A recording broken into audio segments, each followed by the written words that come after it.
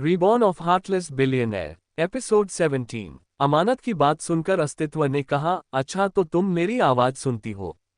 तुमने तो कहा था कि मेरी आवाज बेसुरी है, तो फिर तुम बेसुरी आवाज क्यों सुनती हो? तुम्हें तो सुरीली आवाज पसंद है ना? अमानत ने मुंह फुलाते हुए कहा, ठीक है, हम हमारी सारी गलतियों को एक्सेप्ट करते हैं। हम झूठ बोल रहे थे।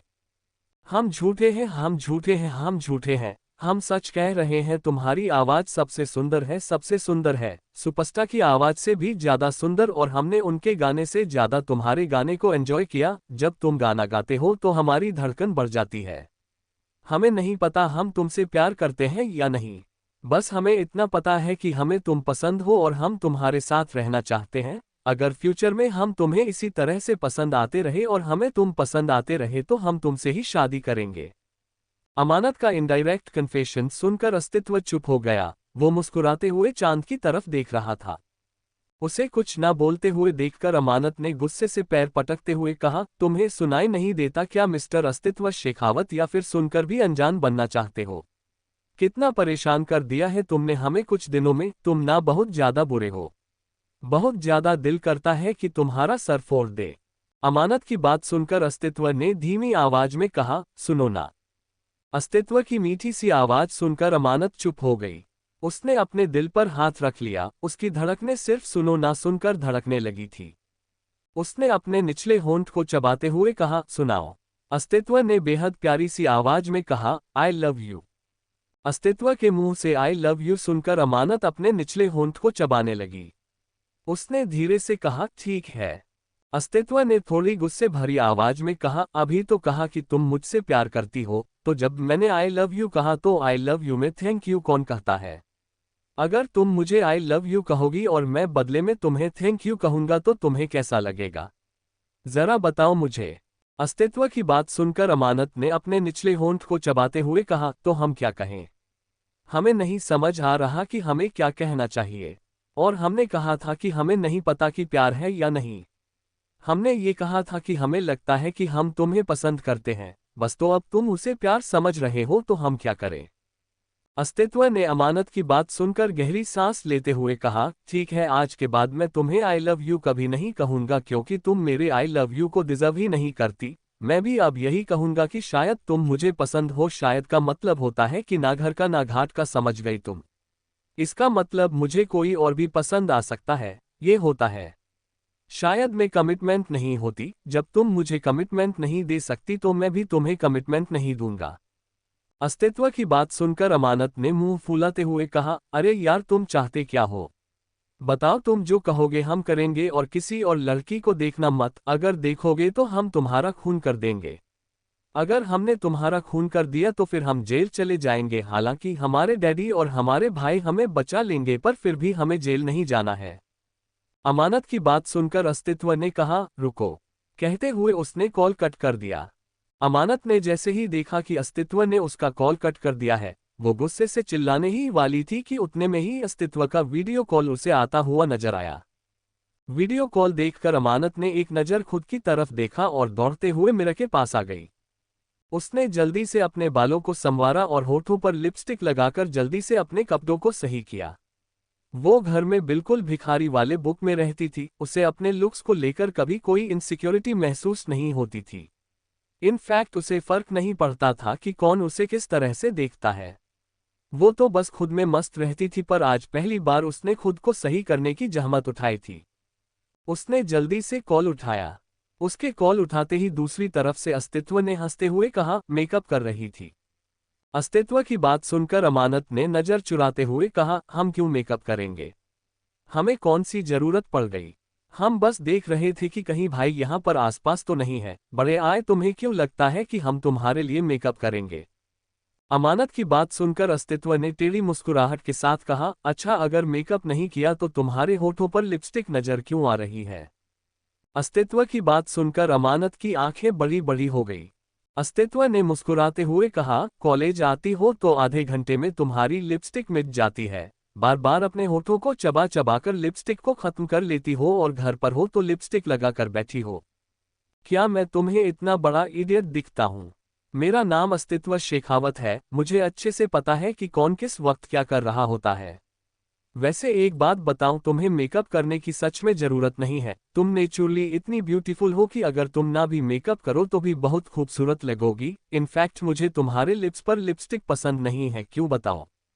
अस्तित्व की बात सुनकर अमानत की धड़कनें तेजी से धड़कने लगी। उसने धीरे से कहा, क्यों? अस्तित्व ने बेहद सैडिक्टिव वॉइस में कहा, बिकॉज मुझे तुम्हारे होठों पर मेरे होठों के अलावा कुछ और टच हो अच्छा नहीं लगता। अस्तित्व की बात सुनकर अमानत की आंखें बड़ी बड़ी हो गई। उसकी बड़ी बड़ी आंखों को देखकर अस्तित्व, जो कि बेड पर लेटा हुआ था, उसने मुस्कुराते हुए कहा, बहुत खूबसूरत लग रही हो। अमानत भी मुस्कुराते हुए उसकी तरफ देखकर बेड पर पेट के बल आकर लेट गई। उसने अपने पेट के नीचे पिलो को रखा और सामने मोबाइल को रखते हुए कहा, पर तुम बिल्कुल भी हैंडसम नहीं लग रहे हो।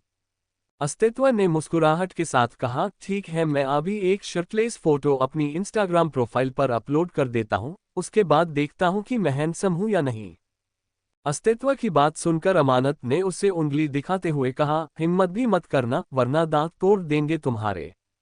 अमानत की बात सुनकर अस्तित्व ने छोटी आंखों से उसे घूरते हुए कहा, ओह रियली? तुम मेरे दांत तोड़ोगी और मैं चुपचाप बैठा रहूंगा? वैसे अगर मेरे दांत तोड़ोगी तो तुम्हें नहीं लगता कि सब लोग तुम्हें चिढ़ाएंगे कि तुम्हारा पति बूढ़ा हो चुका है, क्योंकि दांत तो बुढ़ापे में ही गिरते हैं। अस्तित्व की बात सुनकर अमानत ने मुंह फुलाते हुए कहा, अगर तुम बूढ़े हो गए तो हम तुमसे शादी कब करेंगे? तुम कुछ थोड़ी कर पाओगे, तुम तो किसी काम के ही नहीं रहोगे। अमानत की बात सुनकर अस्तित्व की आंखें छोटी हो गई। अगले ही पल उसने टेढ़ी मुस्कुराहट के साथ कहा, हाँ तुम सही कह रही हो, ये शक दूर होना जरूरी है, इसलिए कल ही मैं तुम्हारा शक दूर करने के लिए तुम्हारे पास आ जाता हूँ। हम दोनों रात भर बहुत मेहनत करेंगे और उसके बाद तुम्हारा शक दूर हो जाएगा कि मैं बूढ़ा हो चुका हूँ या जवान हूँ। मैं अच्छे से तुम्हें सेटिस्फाई कर दूंगा। वैसे उस रात तुम नशे में थी तो तुम्हें ज्यादा कुछ याद नहीं होगा, पर उस रात भी मैंने तुम्हें अच्छे से सेटिस्फाई किया था। हालांकि ज्यादा वाइल्ड तुम थी, पर फिर भी मैंने भी तुम्हें अच्छे से सेटिस्फाई किया था। अस्तित्व की बात सुनकर अमानत की आंखें बड़ी बड़ी हो गई। अब उसे एहसास हुआ कि उसने गलती से क्या कह दिया था। अमानत की बड़ी बड़ी आंखों को देखकर अस्तित्व ने टेढ़ी मुस्कुराहट के साथ कहा, तो कल का प्रोग्राम फिक्स करें। अमानत ने जैसे ही ये सुना उसने जल्दी से अपने आप को संभालते हुए कहा, बकवास बंद करो। इस वक्त उसका पूरा चेहरा शर्म से लाल हो चुका था। इस वक्त वो क्या महसूस कर रही थी वो शब्दों में बयां नहीं कर सकती थी। अमानत को इस तरह से शर्माते हुए देखकर अस्तित्व ने धीरे से कहा, शर्मा क्यों रही हो? मैंने तो सिंपल सा सवाल किया है, तुम सिंपल से सवाल का जवाब भी नहीं दे रही हो, ये तो गलत बात है ना। अमानत में मुंह बनाते हुए कहा, हमें परेशान मत करो, तुम ना बहुत ज्यादा गंदे हो।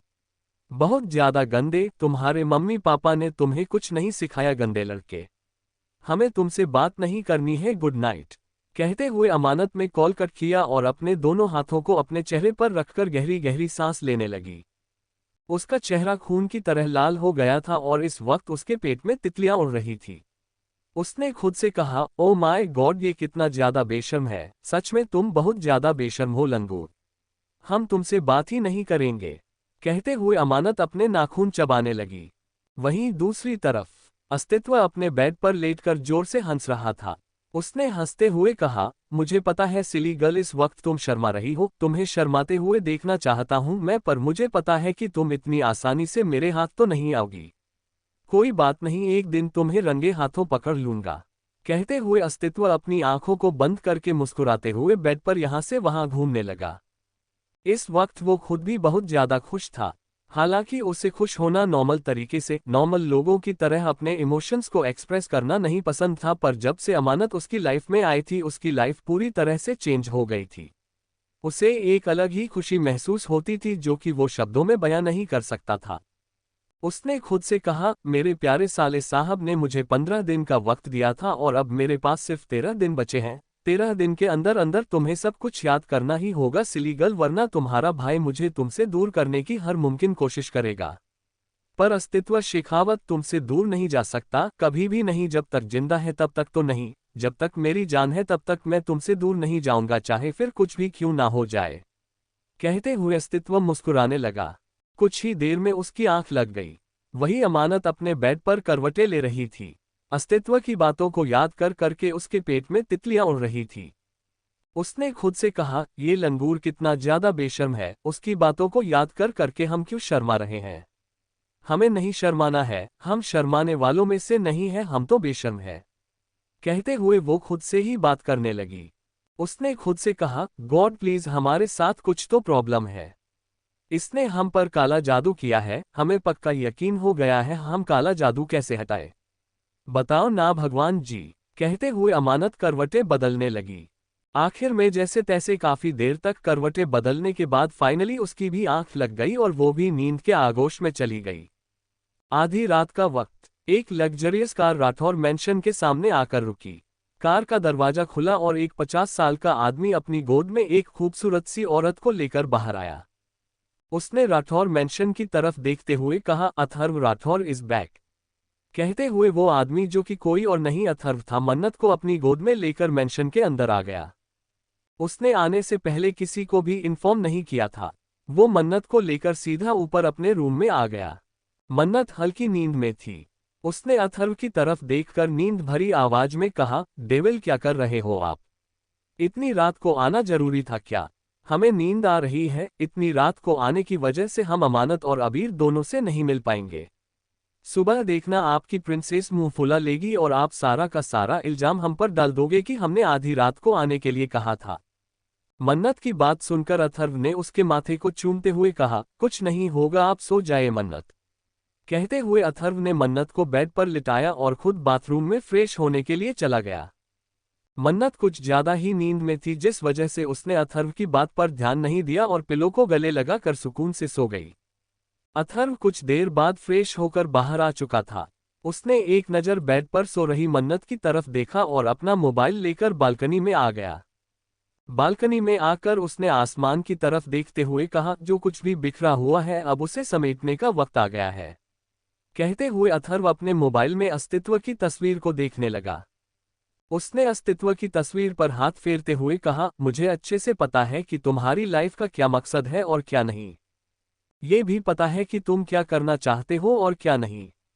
मैं अपनी बेटी को इतनी आसानी से तुम्हारा नहीं होने दूंगा, कभी भी नहीं। तुम्हें अथर्व राठौर की परीक्षा को पास करना होगा, तभी तुम मेरी अमानत को अपनी बना पाओगे मिस्टर अस्तित्व शेखावत। मैं अपनी बेटी को ऐसे किसी इंसान के हाथ में नहीं देने वाला। जो मेरी बेटी के लायक होगा वही मेरी बेटी को अपने साथ ले जाएगा। कहते हुए अथर्व के होठों के कोने टेढ़े हो गए। वो क्या सोच रहा था ये सिर्फ वही जानता था। उसने आसमान की तरफ देखकर तेज आवाज में कहा, अथर्व राठौर अब सब कुछ सुलझाएगा, हर रिश्ते को उसकी अहमियत समझाएगा। कहते हुए अथर्व की आंखों में एक अजीब सी चमक नजर आ रही थी। अथर्व की बात सुनकर अस्तित्व ने अपनी आंखों को मजबूती से बंद किया और कुछ देर बाद अपनी आंखों को खोलकर मुस्कुराते हुए कहा, खून होने से क्या होता है? मैं उस इंसान को अपना बाप नहीं मानता। मेरे बाप का नाम विहान शेखावत है और मेरा बाप मर चुका है। मैं किसी जोशी परिवार का खून नहीं हूं। अस्तित्व की बात सुनकर अथर्व के होठों के कोने टेढ़े हो गए। उसने शैतानी तरीके से मुस्कुराते हुए कहा, इसका मतलब तुम अपने बाप को अपना बाप नहीं मानते? अथर्व की बात सुनकर अस्तित्व ने बेहद गुस्से से कहा, वो मेरा बाप नहीं है और अगर आपकी नज़रों में खून के रिश्ते इतने ही ज्यादा मजबूत होते हैं तो फिर आपका अमानत से कोई रिश्ता नहीं है, क्योंकि वो आपकी खून की बेटी नहीं है। इनफैक्ट वो तो आपकी बेटी है ही नहीं, वो तो आपके दोस्त की बेटी है। अस्तित्व की बात सुनकर अथर्व के चेहरे की मुस्कुराहट बिल्कुल भी कम नहीं हुई। उसने उसी तरह से मुस्कुराते हुए कहा, मैंने कब कहा कि मेरे लिए खून के रिश्ते सबसे ज्यादा जरूरी है? मैंने बस तुमसे सवाल पूछा और तुम सवाल का जवाब देने की जगह पर गुस्से से काम ले रहे हो। अगर इसी तरह से तुमने अपना गुस्सा मेरी बेटी पर निकाला तो वो तुम्हारे गुस्से को कैसे बर्दाश्त कर पाएगी? अस्तित्व ने अथर्व की बात सुनकर उसकी तरफ देखा। वो समझ गया कि अथर्व सिर्फ माइंड गेम में बोले जा रहा है। ये एहसास होते ही उसने मुस्कुराते हुए कहा, ठीक है ससुर जी, मैं समझ गया कि आप क्या पूछ रहे हैं। आप पूछिए मुझसे सवाल, मैं जवाब देता हूँ। सौरभ और वेदांत हैरानी से सब कुछ देख रहे थे। सौरभ ने धीरे से वेदांत के कान में कहा, इसके ससुर जी तो इससे कई गुना ज्यादा खतरनाक है। मुझे तो लगा था कि इसका साला ही खतरनाक है बस। ससुर तो साले से 2 कदम आगे है। मुझे लगता है कि इन दोनों की अच्छी बनेगी, दोनों के दोनों खड़ूस। सौरभ की बात सुनकर वेदांत ने उससे घूरते हुए कहा, अगर मिस्टर अथर्व राठौर को पता चल गया ना कि तू उनके बारे में ऐसी बातें कर रहा है तो तू बोलने के नायक नहीं रहेगा, इसलिए चुप हो जा मेरे भाई। तेरी वजह से मैं खुद भी फंस जाऊंगा। वेदांत की बात सुनकर सौरभ मासूम से बच्चे की तरह उसकी तरफ देखने लगा। अथर्व ने अपनी आंखों को बंद करके गहरी सांस लेते हुए कहा, देखा, मैं तुमसे घुमा फिरा कर बातें नहीं करूंगा। मेरे लिए अमानत क्या है ये तुम नहीं जान सकते।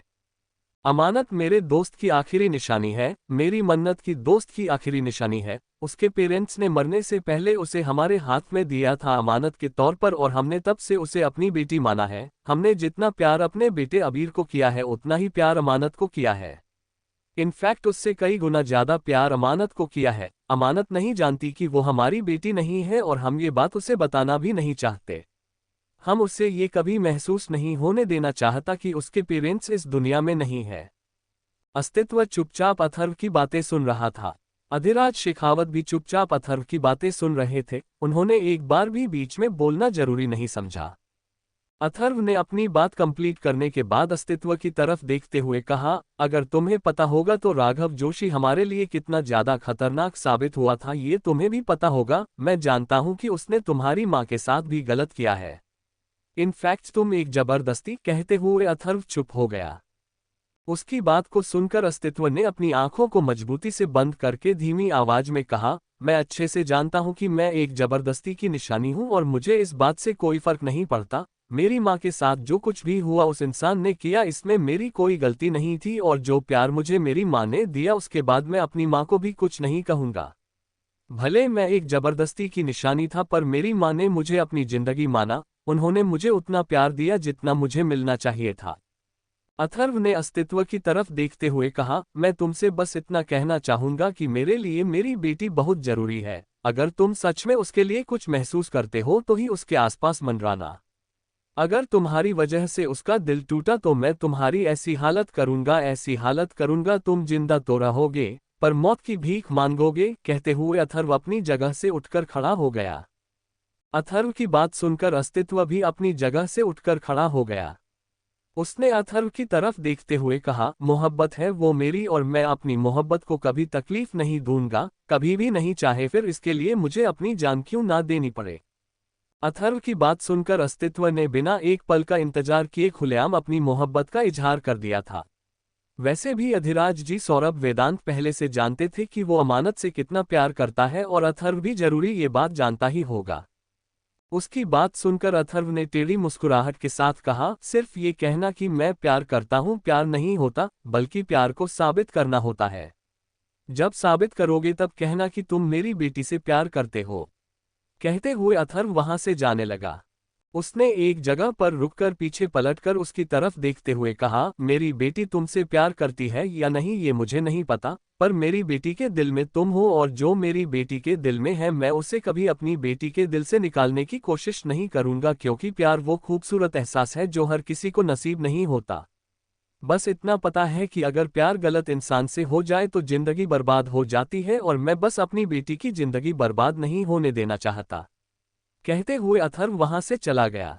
उसके जाने के बाद अस्तित्व चुपचाप बैठा हुआ था।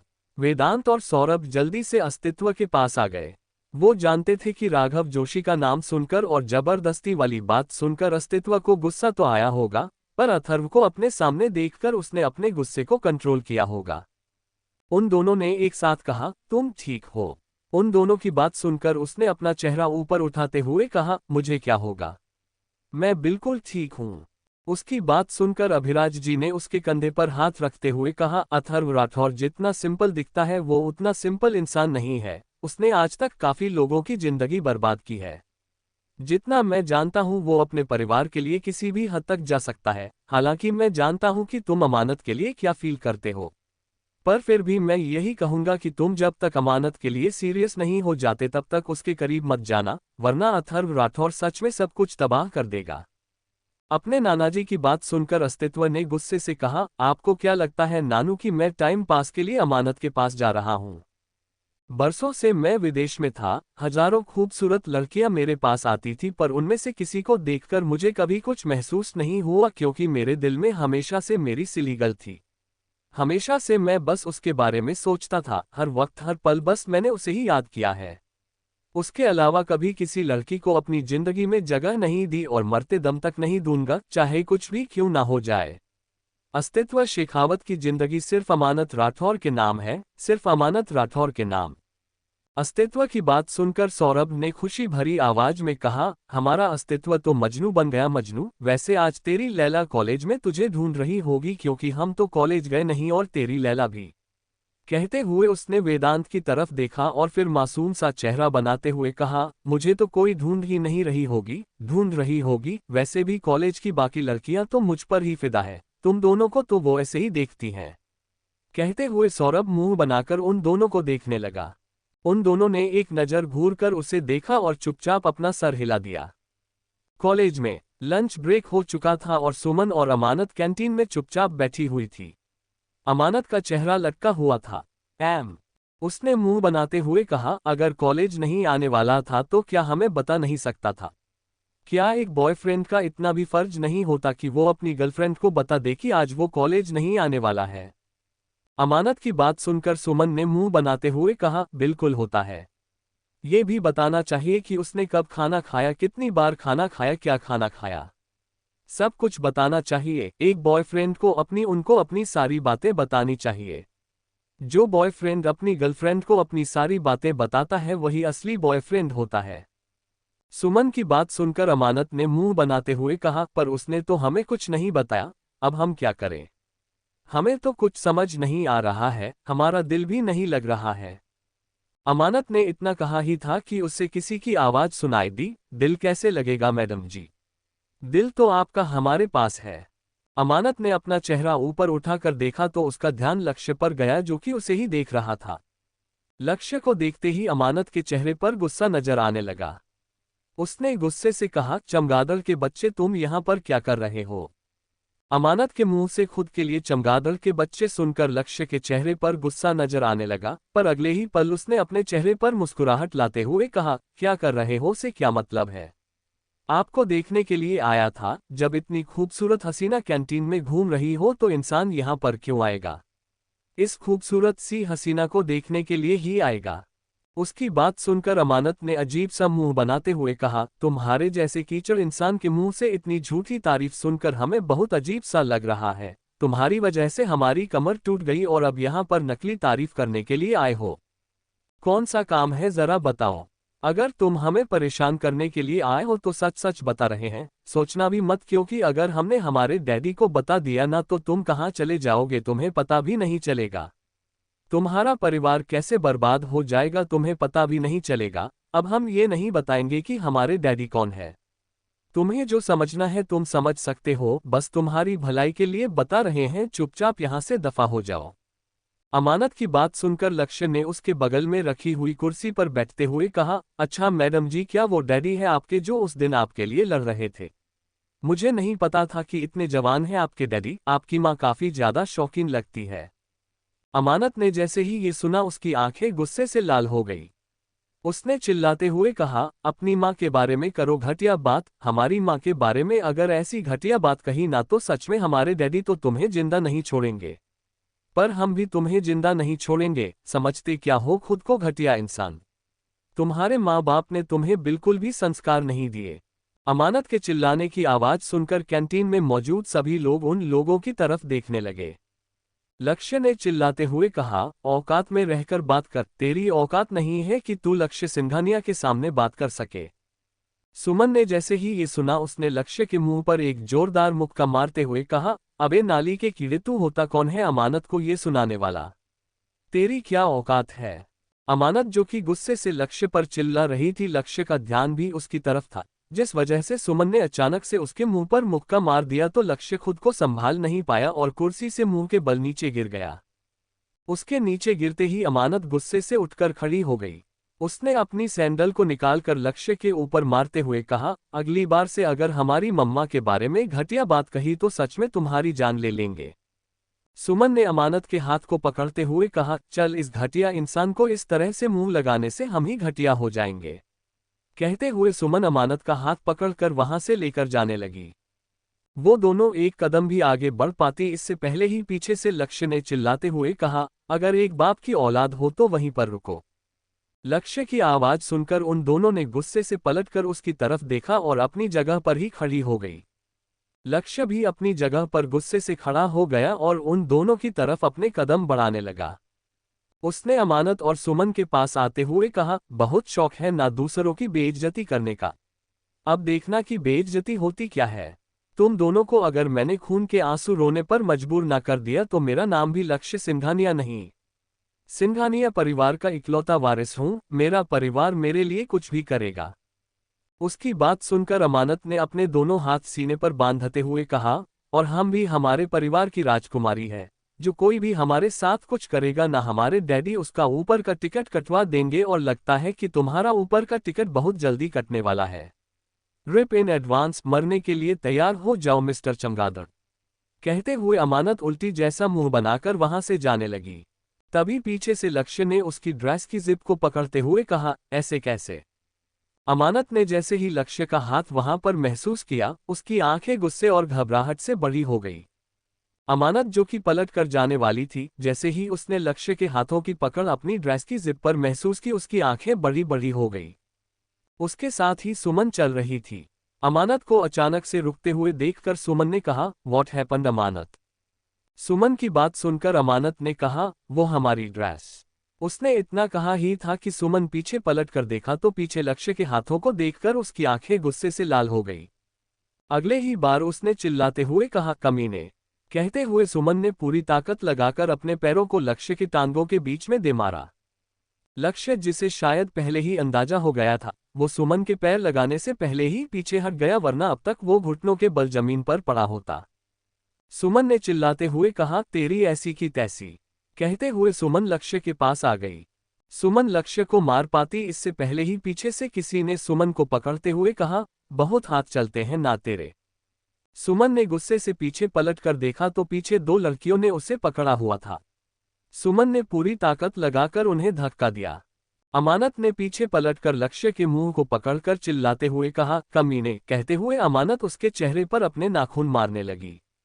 लक्ष्य ने झटके से अमानत की बाजू को पकड़कर मुस्कुराते हुए कहा, बहुत शौक है ना तुझे मेरे साथ जुबान लड़ाने का। कहते हुए उसने झटके से अमानत की बाजू को फाड़ दिया। अमानत, जिसे यकीन नहीं हो रहा था कि उसके साथ अभी अभी क्या हुआ है। जैसे ही उसे एहसास हुआ कि लक्ष्य ने उसके साथ क्या किया है, उसने चिल्लाते हुए कहा, हम तुम्हारी जान ले लेंगे। कहते हुए अमानत चिल्लाने लगी। उसके चेहरे पर इस वक्त हद से ज्यादा गुस्सा नजर आ रहा था। लक्ष्य के बाजू खींचने की वजह से उसका कंधा और उसकी गोरी पीठ काफी हद तक विजिबल हो रही थी। सब लोग बस उन्हें देख रहे थे। कोई भी मदद के लिए आगे नहीं आ रहा था, क्योंकि सब लोग जानते थे कि लक्ष्य बेहद अमीर परिवार से बिलोंग करता है। अमानत और सुमन की रियल आइडेंटिटी के बारे में कोई भी नहीं जानता था, जिस वजह से कोई भी लक्ष्य से पंगा नहीं लेना चाहता था। सुमन ने चिल्लाते हुए कहा, मैं आखिरी बार कह रही हूं, छोड़ दो उससे। तुम जानते नहीं कि वो कौन है। अगर उसके डैड और उसके भाई को पता चल गया ना, दोनों तुम्हारी जान ले लेंगे। दोनों तुम्हारे इतने टुकड़े करेंगे कि तुम किसी को नजर भी नहीं आओगे। सुमन की बात सुनकर उसे पकड़ने वाली दोनों लड़कियों ने उस पर अपनी पकड़ मजबूत करते हुए कहा, उसके माँ बाप क्या करेंगे ये वो देख लेगी, तुम हमारी तरफ देखो। कहते हुए उन दोनों ने सुमन के हाथों को मजबूती से रस्सी से बांध दिया। सुमन चिल्लाते हुए अमानत के पास जाने की कोशिश कर रही थी, पर वो दोनों उसे छोड़ ही नहीं रही थी। सुमन के हाथ भी बंधे हुए थे, जिस वजह से इस वक्त वो काफी ज्यादा लाचार महसूस कर रही थी। उसने अमानत की तरफ देखा, जिसकी ड्रेस की दोनों बाजू फट चुकी थी और उसके गोरे गोरे कंधे साफ साफ नजर आ रहे थे। सुमन ने चिल्लाते हुए कहा, अमानत। अमानत की आंखों में इस वक्त आंसू आ गए थे। उसने लक्ष्य की तरफ देखकर गुस्से से कहा, हम तुम्हें छोड़ेंगे नहीं। कहते हुए अमानत गुस्से से उठकर खड़ी हो गई। अमानत की आंखों में आंसू थे और उसकी बाजू पर लक्ष्य के हाथों के निशान थे। लक्ष्य ने अमानत की तरफ देखते हुए कहा, वैसे सच में खूबसूरत तो तुम बहुत हो, पर खैर मुझे तुम्हारे जैसी खूबसूरती में कोई इंटरेस्ट नहीं है। वैसे अगली बार से मुझसे पंगा लेने से पहले ये जरूर सोच लेना कि तुम्हारे साथ क्या हो सकता है और क्या नहीं स्वीट हार्ट। इस बार तो बच गई, पर जरूरी नहीं कि अगली बार बच जाओ। कहते हुए उसने कैंटीन की तरफ आ रहे टीचर्स की तरफ इशारा किया और वहां से चला गया। अमानत अपनी जगह पर ही खड़ी थी। उन दोनों लड़कियों ने भी सुमन के हाथों को छोड़ दिया। सुमन ने जैसे ही अमानत की तरफ देखा उसने अमानत को जाकर मजबूती से गले लगाते हुए कहा, अमानत। सुमन को देखकर अमानत उसके गले से लगकर जोरों से रोने लगी। उसने चिल्लाते हुए कहा, हम उसे छोड़ेंगे नहीं, उसकी हिम्मत कैसे हुई ये सब कुछ करने की। सुमन आसपास मौजूद सबकी तरफ देखा। सारे लड़के लड़कियां वीडियो बना रहे थे। ये देखकर सुमन ने टेबल पर रखी हुई बियर की बोतल को उठाकर एक लड़के के सर पर दे मारा और चिल्लाते हुए कहा, अगर तुम में से किसी के भी मोबाइल में वो वीडियो नजर आई ना तो तुम लोग अपनी चिता जलाने के लिए तैयार हो जाना, क्योंकि तुम जानते नहीं कि अमानत है कौन। कहते हुए वो अमानत का हाथ पकड़कर उसे अपने साथ लेकर वहां से चली गई। कार में अमानत रोते हुए सुमन के गले से लगी हुई थी। आज से पहले किसी ने भी उसके साथ इस तरह की बदतमीजी नहीं की थी। सुमन अमानत को लगातार शांत करने की कोशिश कर रही थी। उसकी हिम्मत नहीं हो रही थी कि वो अबीर या अथर्व से इस बारे में बात कर सके, क्योंकि वो जानती थी कि अगर उन दोनों को पता चला कि अमानत के साथ क्या हुआ है तो लक्ष्य तो जिंदा नहीं बचने वाला, साथ ही वहां पर मौजूद किसी को भी वो लोग नहीं छोड़ने वाले हैं। आखिर में अमानत जैसे तैसे शांत हो गई। उसने सुमन को गले लगाते हुए कहा, हमें घर जाना है, हमारे डैडी के पास जाना है। अमानत की बात सुनकर सुमन ने प्यार से कहा, रोना बंद करो, हम थोड़ी देर में घर पहुंच जाएंगे। कार स्टॉप थी और अमानत अभी भी सुमन के गले से लगकर रो रही थी। कुछ देर के बाद राठौर मैंशन के सामने कार आकर रुकी। सुमन ने अमानत की तरफ देखा और उसे गले लगाकर बाहर आ गई। वहां पर मौजूद बॉडीगार्ड्स ने जैसे ही अमानत के चेहरे की तरफ और उसके कपड़ों की तरफ देखा, सबकी आंखों में गुस्सा नजर आने लगा। एक बॉडीगार्ड ने अमानत के पास आकर धीरे से कहा, अमानत बच्चे, एनी प्रॉब्लम? अमानत ने रोते हुए कहा, हमारे डैडी कहाँ है? अमानत के सवाल को सुनकर बॉडीगार्ड ने कहा, सर अंदर है और मैडम भी। अमानत ने जैसे ही ये सुना वो सबको धक्का देकर दौड़ते हुए लिविंग रूम में आ गई। उसने जोर जोर से रोते हुए कहा, डैडी। अथर्व, जो कि इस वक्त मन्नत के साथ किसी बात को लेकर डिस्कशन कर रहा था, अमानत की ऐसी आवाज सुनकर उसने पलट कर देखा। उसका ध्यान लिविंग रूम के दरवाजे से दौड़ते हुए अंदर आ रही अमानत पर गया। अमानत को देखते ही अथर्व की आंखें गहरी हो गई। अमानत दौड़ते हुए आकर सीधा अथर्व के गले से लग गई और जोर जोर से रोने लगी। पीछे से सुमन भी अंदर आ गई। अथर्व ने बेहद डरावनी और गुस्से भरी आवाज में कहा, ये सब क्या है? किसने किया ये सब, और कैसे हुआ ये सब कुछ? कहते हुए अथर्व अपने गुस्से को जितना हो सके कंट्रोल करने की कोशिश कर रहा था, क्योंकि इस वक्त अमानत रो रही थी और अमानत के सामने वो अपना डरावना रूप नहीं दिखाना चाहता था। सुमन ने अमानत की तरफ देखकर घबराते हुए कहा, अंकल, वो हमारे कॉलेज का एक लड़का है, लक्ष्य सिंघानिया, उसने किया ये सब कुछ। उसने अमानत के साथ, कहते हुए सुमन चुप हो गई। अथर्व ने मन्नत की तरफ देखा जो कि इस वक्त गुस्से से जल रही थी। उसने अमानत के पास आकर उसे अपने सीने से लगाते हुए कहा, अमानत, रोना बंद करो बच्चा, अब आप मॉम डैड के पास आ गई हो ना? मन्नत को देखकर अमानत ने उसे गले लगाते हुए कहा, मम्मा वो बहुत बुरा है, देखो ना उसने क्या किया। वो बहुत गंदा है मम्मा, उसे छोड़ना मत, वो बहुत गंदा है, हम उसका सर फोड़ देंगे। अमानत को रोते हुए देखकर अथर्व ने अपने आप को शांत किया और मन्नत को अमानत को ऊपर ले जाने के लिए कहा। उसके जाते ही अथर्व ने सुमन की तरफ देखते हुए कहा, क्या नाम लिया तुमने? लक्ष्य सिंघानिया। क्या तुम्हारे कॉलेज में पढ़ता है? अथर्व की बात सुनकर सुमन ने अपना सर हिलाया। अथर्व ने सुमन के हाथ को पकड़ते हुए कहा, चलो मेरे साथ। सुमन भी चुपचाप अथर्व के साथ चली गई। उसके लिए अथर्व भी उसके डैड की तरह ही था। कुछ देर के बाद कॉलेज में लक्ष्य मुंह के बल जमीन पर गिरा हुआ था। उसके माथे से होठों से खून की बूंदें टपक रही थी। सारे स्टूडेंट खड़े होकर ये सब कुछ देख रहे थे। अथर्व इस वक्त बेहद डरावना लग रहा था। आसपास उसके बॉडीगार्ड ने घेरा बनाया हुआ था, जिस वजह से लक्ष्य भागकर कहीं भी नहीं जा सकता था। किसी को भी समझ नहीं आ रहा था कि अथर्व राठौर जैसा ताकतवर इंसान इस तरह से कॉलेज में आकर एक स्टूडेंट को क्यों मार रहा है। पर किसी की भी हिम्मत नहीं हो रही थी कि वो अथर्व राठौर के सामने जाकर लक्ष्य को बचा सके। लक्ष्य ने अपना चेहरा ऊपर उठाकर अथर्व की तरफ देखकर डरते हुए कहा, मैंने किया क्या है जो इस तरह से मुझे मार रहे हो? कहते हुए उसने उठने की कोशिश की।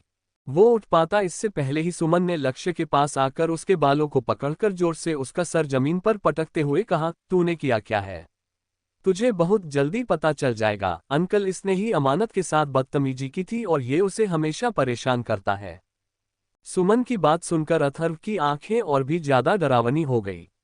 उसने लक्ष्य के पास आकर एक जोरदार लात उसके मुंह पर मारते हुए कहा, तेरी इतनी औकात कि तू अथर्व राठौर की बेटी के साथ बदतमीजी करेगा। कहते हुए अथर्व ने एक और जोरदार लात लक्ष्य के मुंह पर दे मारी। सभी लोग अथर्व की बात सुनकर हैरान थे। अमानत अथर्व राठौर की बेटी, सबके कानों में अब अमानत की बातें गूंज रही थी। हमारे डैडी को अगर पता चल गया तो वो तुम्हें छोड़ेंगे नहीं। साथ ही ये भी सबके कानों में सुनाई दे रहा था कि अमानत ने साफ साफ कहा था, हम कौन है और कौन नहीं ये हम तुम्हें बताना जरूरी नहीं समझते।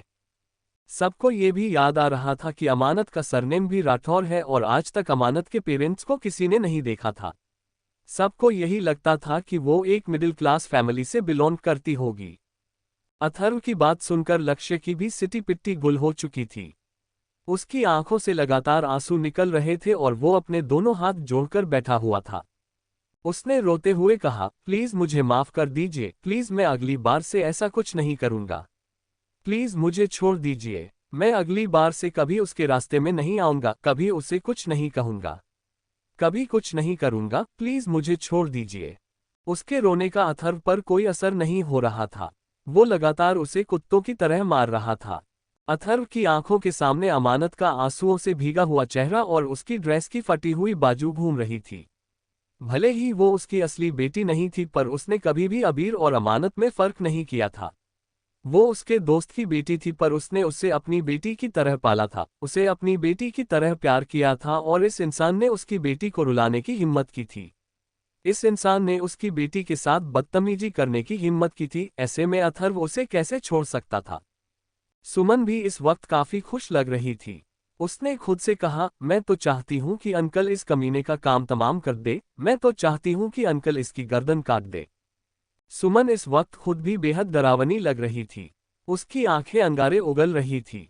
अथर्व ने लक्ष्य के बालों को पकड़कर मुस्कुराते हुए कहा, बहुत शौक है ना बदतमीजी करने का। अब तुझे पता चलेगा कि बदतमीजी होती क्या है। कहते हुए अथर्व ने अपने बॉडीगार्ड की तरफ देखा।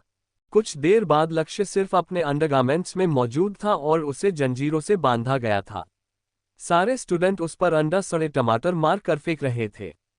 अथर्व कुर्सी पर बैठकर चुपचाप सब कुछ देख रहा था। उसके बगल में ही सुमन खड़ी थी। उसने खुशी से कहा, अंकल क्या आप इसे इतनी आसानी से छोड़ दोगे? क्या इस पनिशमेंट के बाद इसे वापस जाने दोगे? प्लीज ऐसा मत करना अंकल। अमानत बहुत रोई थी। उसे रोते हुए देखकर मेरा दिल कर रहा था कि मैं इसकी जान ले लूं। सुमन की बात सुनकर अथर्व ने टेढ़ी मुस्कुराहट के साथ कहा, मुझे जो करना है वो मैं करूंगा और कुछ उसके लिए भी तो छोड़ना होगा। आखिर मुझे भी तो पता चले कि उसके लिए मेरी बेटी कितनी मैटर करती है। कहते हुए अथर्व के होठों के कोने टेढ़े हो गए। काफी देर के बाद अथर्व ने लक्ष्य को छोड़ दिया। लक्ष्य वहीं पर बेजान सा पड़ा हुआ था। अथर्व ने उसके पेरेंट्स को इन्फॉर्म कर दिया था। ये जानने के बाद कि उनके बेटे ने अथर्व राठौर को ऑफेंड किया है, लक्ष्य के पेरेंट्स ने उसे काफी कुछ सुनाया और उसे जैसे तैसे वहां से लेकर चले गए थे। अथर्व सुमन को वापस उसके घर छोड़कर अपने मेंशन के लिए निकल गया था। वही अस्तित्व को भी अब तक पता चल गया था कि लक्ष्य ने अमानत के साथ क्या किया है। इस वक्त वो गुस्से से पागल हो रहा था और लगातार अपने रूम का सामान तोड़फोड़ कर रहा था। उसने चिल्लाते हुए कहा, लक्ष्य सिंघानिया, जो कुछ भी तूने मेरी सिली गर्ल के साथ किया है उसका अंजाम तुम्हें भुगतना ही होगा। जितना दर्द उसे हुआ, जितनी तकलीफ उसे हुई, जितने आंसू उसकी आंखों में आए, उन सभी आंसुओं का हिसाब लूंगा मैं तुमसे। उसे ये भी पता चल गया था कि अथर्व ने आज उसकी ऐसी हालत कर दी है कि वो उसका टॉर्चर बर्दाश्त नहीं कर पाएगा और अस्तित्व उसे इतनी आसानी से छोड़ने वाला तो था नहीं। अस्तित्व इस वक्त अपने रूम का पूरा कबाड़ा कर चुका था। वेदांत और सौरभ काफी देर से उसे देख रहे थे। उन दोनों ने उसे शांत करते हुए कहा, अगर इतना ही गुस्सा आ रहा है तो उसे पकड़ने के लिए चलते हैं ना। तू कहे तो हम खुद भी उसकी अच्छे से धुलाई करेंगे। उसकी हिम्मत कैसे हुई अमानत के साथ ये सब कुछ करने की? उन दोनों की बात सुनकर अस्तित्व ने उन दोनों को घूरते हुए कहा, तुम दोनों को क्या लगता है कि मैं उसे छोड़ने वाला हूं? पर मैं अभी उसे नहीं पकड़ सकता क्योंकि प्यारे ससुर जी ने उसकी ऐसी हालत कर दी है कि वो मेरे टॉर्चर को बर्दाश्त नहीं करेगा। उसे थोड़ा ठीक होने दो, उसके बाद हम उसकी खातिरदारी करेंगे। वो भी बहुत अच्छे से मेरी अमानत को रुलाया है उसने। उसे क्या लगता है कि मैं उसे छोड़ दूंगा? जिंदा तो रहेगा वो, पर मरने की भीख मांगेगा। वेदांत ने कहा, तो अब क्या करना चाहते हो तुम? गुस्सा तो शांत हुआ नहीं है तुम्हारा। अमानत इस वक्त बहुत तकलीफ में होगी। आई थिंक तुम्हें उसके पास जाना चाहिए, पर अब तो तुम्हारे ससुर जी भी वापस आ चुके हैं। अगर तुमने वहां पर कदम भी रखा तो उन लोगों को भनक लग जाएगी। छुपते छुपाते जाओगे तो भी पकड़े जाओगे, और अगर सामने से जाने की कोशिश करोगे तो धक्के मारकर निकालेंगे वो। अब करना क्या चाहते हो तुम? अस्तित्व ने उन दोनों की तरफ देखते हुए कहा, मुझे लगता है कि जब मैं वहां पर जाता हूं तो उन लोगों को पता नहीं चलता, सबको सब कुछ पता होता है। पर वो लोग मुझे जानबूझकर अंदर जाने देते हैं क्योंकि वो जानते हैं कि अमानत को मेरे पास मेरी बाहों में सुकून मिलेगा। कहते हुए अस्तित्व वहां से निकल गया। उसकी बात सुनकर सौरभ ने मासूम सा चेहरा बनाते हुए कहा, उसने क्या कहा तुम्हें समझ आया? क्योंकि मुझे कुछ समझ नहीं आया। सौरभ की बात सुनकर वेदांत ने उसके सर पर मारते हुए कहा, समझने के लिए दिमाग की जरूरत पड़ती है जो कि भगवान तुम्हें देना भूल गए। अब तुम फिक्र मत करो, कुछ ना कुछ देर बाद तुम्हारे दिमाग का डेवलपमेंट हो जाएगा और थोड़ी बहुत बातें तुम भी समझने लगोगे। वेदांत की बात सुनकर सौरभ ने उसके पैर पर लात मारते हुए कहा, कमीने इंसान, अपने दोस्त का मजाक उड़ाते हो, तुम्हें नर्क में जगह नहीं मिलेगी। दीवार पर बिठाएंगे तुम्हें दीवार पर। कहते हुए सौरभ वहां से मुंह बनाते हुआ चला गया। वहीं अस्तित्व मेंशन से बाहर आकर अपनी कार में बैठकर राठौर मेंशन के लिए निकल गया।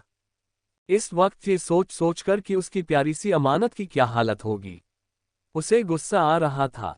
उसका दिल कर रहा था कि वो लक्ष्य के टुकड़े टुकड़े कर दे, पर फिलहाल उसने अपने गुस्से को कंट्रोल किया और राठौर मेंशन से कुछ दूरी पर आकर रुक गया। राठौर मेंशन से उसकी कार कम से कम 100 मीटर की दूरी पर रुकी हुई थी।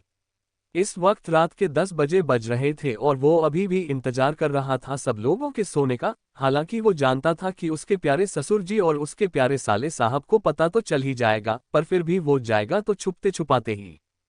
अमानत के रूम में अमानत इस वक्त बेड पर पेट के बल लेटी हुई थी और सुमन बगल में बैठी हुई थी। सुमन थोड़ी देर पहले ही यहाँ पर आई थी। उसने अमानत को शांत करते हुए कहा, रो क्यों रही हो तुम? क्या हुआ है? तुमने कुछ गलत किया क्या? नहीं ना, तो फिर तुम्हें क्यों रोना आ रहा है? देखो अंकल आंटी को तुम्हारा रोना देखकर तकलीफ होती है, इसलिए रोना बंद करो तुम। सुमन की बात सुनकर अमानत ने अपने आंसू साफ करके अपना चेहरा ऊपर उठाकर उसकी तरफ देखते हुए कहा, हम क्या करें? हमें गुस्सा आ रहा है, उसकी हिम्मत कैसे हुई हमारे साथ इस तरह की हरकत करने की? बचपन से लेकर आज तक किसी ने भी इस तरह से हमारे साथ बदतमीजी नहीं की जिस तरह से उसने बदतमीजी की है। वो हमेशा हमारे साथ बुरा करता है। वो सच में बहुत ज्यादा बुरा है। हमने आज से पहले उसके जितना बुरा लड़का कभी नहीं देखा, कभी भी नहीं। हम चाहते हैं कि हम उसका सर फोड़ दे। अमानत की बात सुनकर सुमन ने उसे शांत करते हुए कहा, ठीक है फोड़ देना उसका सर, मैं तो कहती हूँ उसकी जान ले लेना। पर पहले शांत हो जाओ। देखो रो रो कर क्या हाल कर लिया तुमने अपना। पूरी बंदर की तरह लग रही हो। सफेद सफेद बंदर होता है पर तुम लाल बंदरिया लग रही हो। सामान की बात सुनकर अमानत ने मुंह फुलाते हुए कहा, तुम हमसे बात ही मत करो, जाओ यहाँ से, हमें सोने दो, हमें नींद आ रही है। कहते हुए अमानत बेड पर लेट गई। सुमन ने उसके सर पर हाथ फेरते हुए कहा, ठीक है अब रोना मत। कहते हुए सुमन वहां से चली गई। सुमन के जाने के बाद अमानत ने अपना चेहरा ऊपर उठाकर दरवाजे की तरफ देखते हुए कहा, गंदी लड़की अकेला छोड़कर चली गई। ये भी नहीं सोचा कि हमें डर लगेगा। हमने जाने के लिए कह दिया, ये सच में चली गई। अब बात नहीं करेंगे हम, इससे बहुत बुरी है ये। कहते हुए अमानत फिर से रोने लगी। तभी उसे ऐसा लगा जैसे कोई उसके लिए गाना गा रहा हो। अमानत जल्दी से उठकर बैठ गई। उसने आसपास नजर घुमा कर देखा तो अब उसे आवाज नहीं आ रही थी। उसने खुद से कहा, लगता है हम पागल हो गए। उसने इतना कहा ही था कि उसे फिर से जानी पहचानी आवाज सुनाई दी। मेरी अमानत हो तुम, ये दिल कह रहा है। तुम्हारी हर बात में मेरा जहां बसा है। उदास ना हो तुम, मुस्कान की कमी है। तेरी हंसी में तो सारी खुशियां छुपी हैं। Soft music break. कोरस। आओ पास मेरे, ये दूरी मिटा दो। अपने गम को तुम मेरे संग बांट लो। जो भी है दर्द दिल में उसे भुला दो। मेरी अमानत हो तुम, ये ना भूला दो। इंस्ट्रूमेंटल। अंतरा दो। चांद की तरह तुम रातों को सजाती, आंखों में छुपी हो सपनों की बारात सी। तू उदास है क्यों, ये सवाल बड़ा है। तेरे बिना इस दिल में वीराना पड़ा है। Chorus repeat. आओ पास मेरे, ये दूरी मिटा दो। अपने गम को तुम मेरे संग बांट लो। जो भी है दर्द दिल में उसे भुला दो। मेरी अमानत हो तुम, ये ना भूला दो। Soft music bridge. तेरे चेहरे पे जो उदासी का साया है, उसे दूर कर दूंगा, तू बस मुस्कुराया कर। तेरी हर धड़कन में मेरा प्यार बसा है। तू मेरी दुनिया है, मेरा सपना सजा है। Chorus repeat. आओ पास मेरे, ये दूरी मिटा दो। अपने गम को तुम मेरे संग बांट लो। जो भी है दर्द दिल में उसे भुला दो। मेरी अमानत हो तुम, ये ना भूला दो। Credit goes to me and my eye tears of joy. अमानत अपनी बालकनी के पास आकर खड़ी होकर चारों तरफ उस आवाज के शख्स को ढूंढने की कोशिश कर रही थी, क्योंकि वो पहचान गई थी कि ये अस्तित्व की आवाज है।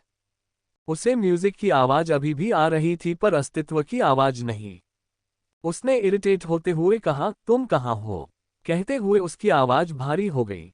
उसने इतना कहा ही था कि उसे बालकनी में मौजूद अस्तित्व नजर आया, जिसके हाथ में गिटार थी और वो उसे ही देखते हुए म्यूजिक बजा रहा था। गाना खत्म हो चुका था। अस्तित्व को देखकर अमानत की आंखों से पानी की तरह आंसू निकलने लगे। उसने बालकनी का दरवाजा खोला और दौड़ते हुए सीधा जाकर अस्तित्व के गले से लग गई।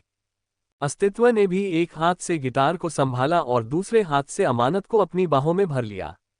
अमानत ने उसे गले लगाकर रोते हुए कहा, तुम्हें पता है उसने क्या किया?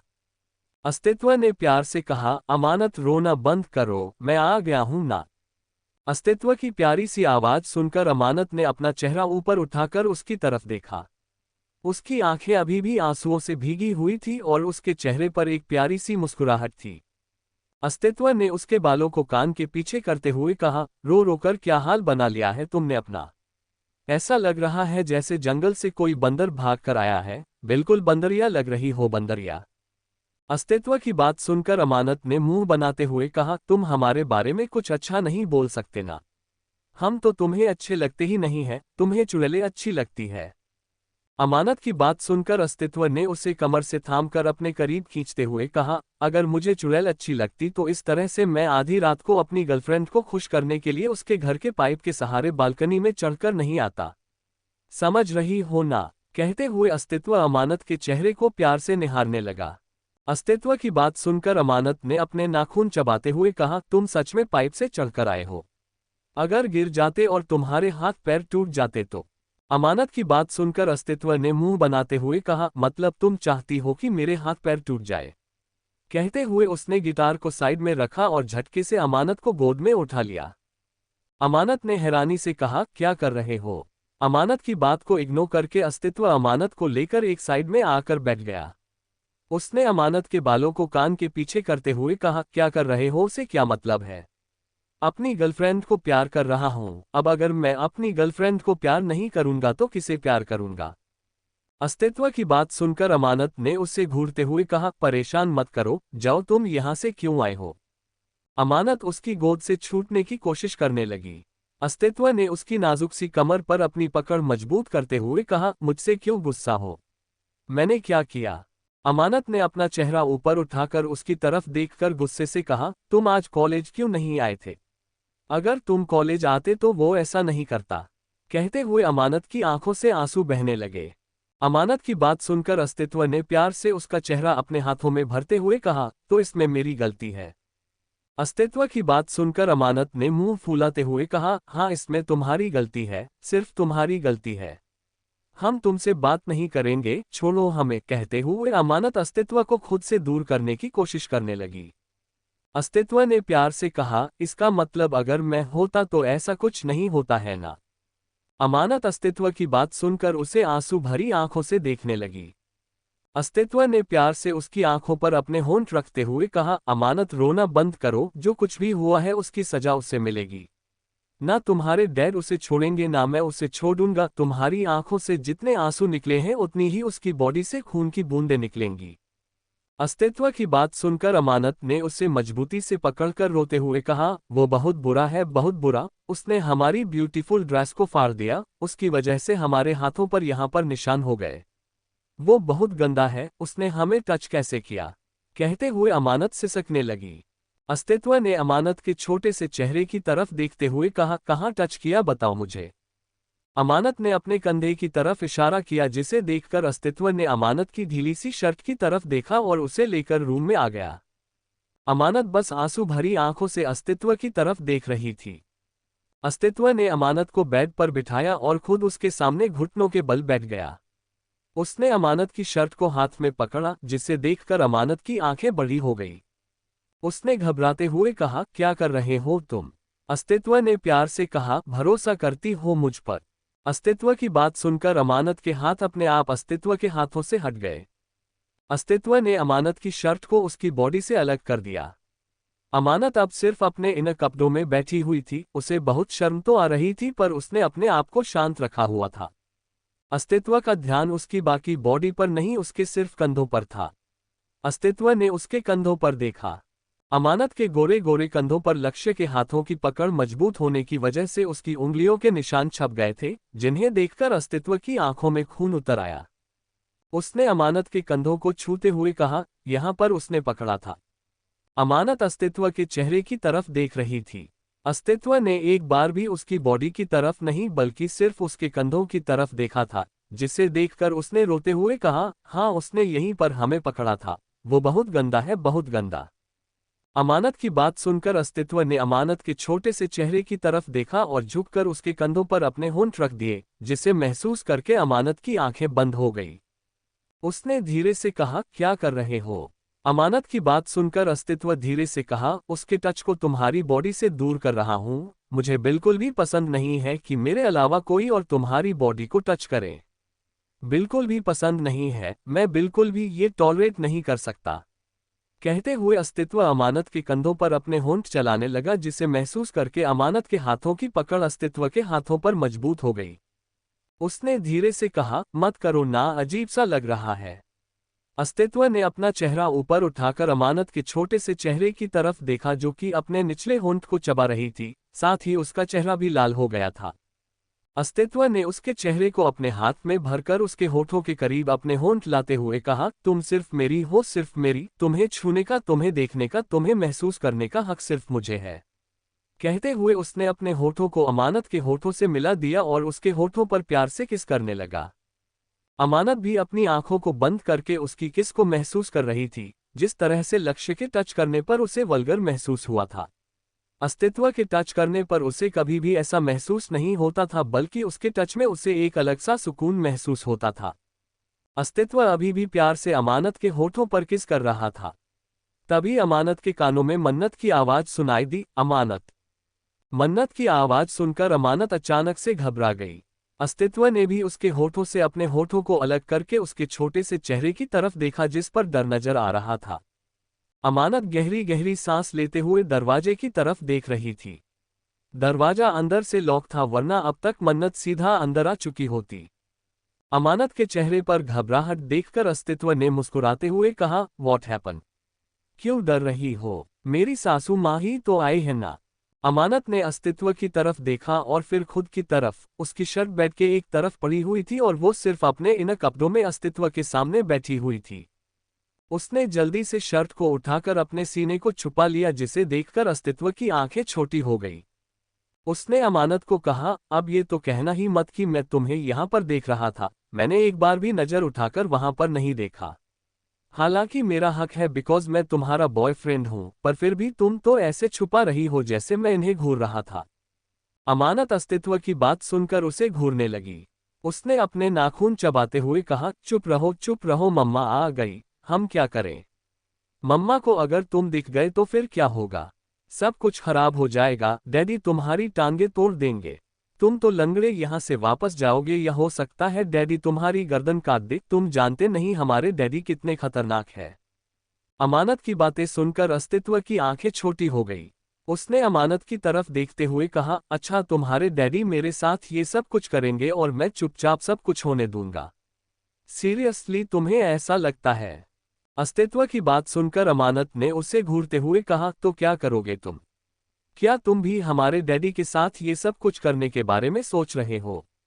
सोचना भी मत, हमारे डैडी को अगर एक छोटी सी खरोच भी आई ना तो हम तुम्हारे दांत तोड़ देंगे। अमानत की बात सुनकर अस्तित्व ने कहा, अगर तुम्हारे डैडी के साथ कुछ भी किया तो तुम दांत तोड़ दोगी? And what about me? तुम मेरे साथ कुछ भी कर सकती हो। अमानत ने अस्तित्व को घूरते हुए कहा, बकवास बंद करो तुम, हम पहले से ही डरे हुए हैं। हमें समझ नहीं आ रहा कि हम क्या करें। मम्मा अभी भी आवाज दे रही है। बाहर मन्नत ने 2 बार फिर से दरवाजे पर खटखटाते हुए कहा, अमानत बच्चा तुम सो गई क्या? दरवाजा खोलो, अगर डर लग रहा है तो आज की रात हम तुम्हारे साथ सो जाते हैं। मन्नत की बात सुनकर अमानत ने खुद को संभालते हुए नींद भरी आवाज में कहा, मम्मा हम सो रहे हैं, हम ठीक हैं। आप डैडी के साथ सो जाओ, आपको तो पता है ना डैडी को आपके बिना नींद नहीं आती। अमानत की बात सुनकर मन्नत ने कहा, ठीक है अगर आपको डर लगे तो मुझे बुला लेना। कहते हुए मन्नत वहां से चली गई। जैसे ही अमानत को एहसास हुआ कि मन्नत जा चुकी है, वो अपने दिल पर हाथ रखकर गहरी गहरी सांसें लेने लगी, जैसे कितनी बड़ी मुसीबत से अभी अभी बाहर निकली हो। उसकी हरकत को देखकर अस्तित्व ने मुस्कुराते हुए कहा, इतना डर रही हो, इतना क्यों डरना, जब सबको पता है कि हमारी शादी हो जाएगी। अस्तित्व की बात सुनकर अमानत ने उसे घूरते हुए कहा, तुम्हारा दिमाग खराब है, किसे पता है कि हमारी और तुम्हारी शादी होने वाली है? और तुमसे किसने कह दिया कि हम तुमसे शादी करेंगे? अमानत की बात सुनकर अस्तित्व ने मुस्कुराते हुए कहा, ठीक है मत करो, मैं किसी और से शादी कर लूंगा। अगर तुम्हें यकीन ना हो तो मैं कल ही अपने लिए एक लड़की ढूंढ लूंगा। अस्तित्व की बात सुनकर अमानत ने उससे घूरते हुए कहा, बकवास बंद करो, अब तुम हमें परेशान कर रहे हो। अस्तित्व ने अमानत के गालों पर अपनी उंगलियां चलाते हुए कहा, मैं तुम्हें परेशान कर रहा हूं या तुम मुझे परेशान कर रही हो? कभी कहती हो मुझसे शादी करोगी, कभी कहती हो मुझसे शादी नहीं करोगी। अब तुम्हारी बातों पर अगर मैंने भरोसा कर लिया तो मैं तो जिंदगी भर कुंवारा रहूंगा, और मुझे जिंदगी भर कुंवारा नहीं रहना है, मुझे शादी करनी है, बच्चे पैदा करने हैं और उनके साथ बहुत सारी मस्ती करनी है, अपनी वाइफ के साथ वर्ल्ड टूर पर जाना है, और मुझे लगता है कि तुम मेरी वाइफ नहीं बनने वाली। छोड़ो, इतने प्यार से मैं तुम्हें मनाने के लिए, तुम्हारी उदासी दूर करने के लिए यहाँ पर आया, तुम्हारे लिए इतना प्यारा गाना बनाया, पर तुमने एक बार भी थैंक यू नहीं कहा, एक बार भी प्यार से खुद से किस नहीं किया। जब देखो तब मैं ही खुद से करता हूँ, अगर कोई और लड़की होती ना तो अब तक इतनी सारी किस दे चुकी होती, इतनी सारी किस दे चुकी होती कि सामने वाला खुशी से पागल हो जाता। अस्तित्व की बात सुनकर अमानत ने उसे घूरते हुए कहा, अरे इतना किस करे कि तुम्हारे होंठ सूज जाए। अस्तित्व ने मुस्कुराते हो कहा, बिल्कुल सही, यही करो, पर तुम ऐसा नहीं करने वाली हो क्योंकि तुम ना मुझसे प्यार करती हो, ना मेरे साथ कुछ करना चाहती हो। तुम बस मुझे इस्तेमाल करना चाहती हो, तुम एक प्लेगल हो, प्लेगल। दुनिया की सारी लड़कियों को छोड़कर मुझे किसी से नहीं बल्कि तुमसे प्यार हुआ, हे भगवान मुझे बचा ले।